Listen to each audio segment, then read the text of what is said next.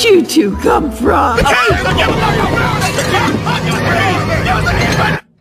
Well, we're not doing that. Welcome back mga ka-streamers. Ano-ano kaya mga natatagong detalye, Easter eggs, movie connections at references sa pelikulang Toy Story 4? Tara, hanapin natin.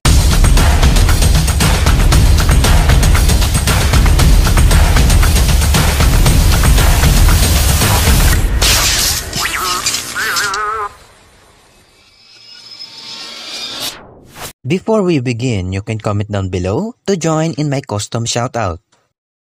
Unahin natin ang Pizza Planet Rock na makikita natin bilang isang tattoo. Nagbabalik muli ang nag-iisang Pixar ball na palagi nating nakikita sa mga pelikula nila. Pansinin naman natin ang ilan sa mga reference sa ilan nilang pelikula. Mauna na dyan ang Coco kung saan ang gitarang ito ay halos kamukha ng gitara ni Miguel. Nariyan din si Pipita ang Chimera. Nagkaroon din ng reference ang The Incredibles 2 dahil makikita natin dito ang motor na ginamit ni Elastigirl. Hindi rin napapataw ang pelikulang Up sapagkat nakita natin dito ang takip ng grape soda na binigay ni Ellie kay Carl. Ganon din ang tungkod ni Carl.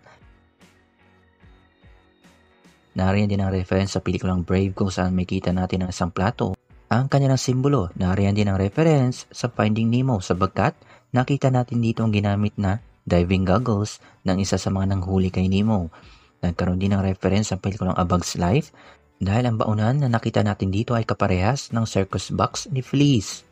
Nariyan ang reference sa Monsters University sa pamamagitan ng isang flag. Ito lang naman ay reference sa pelikulang The Good Dinosaur. Makikita rin natin dito sina Wall-E, Evie, at Otto. Ganon din ang BNL or By and Large na mula sa Wall-E.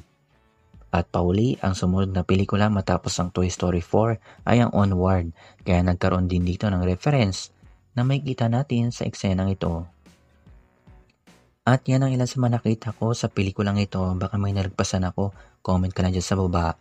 Don't forget to leave a like, subscribe ka na pang hindi mo malagpasan ang mga video tulad dito. Dito lang yan sa M-Stream.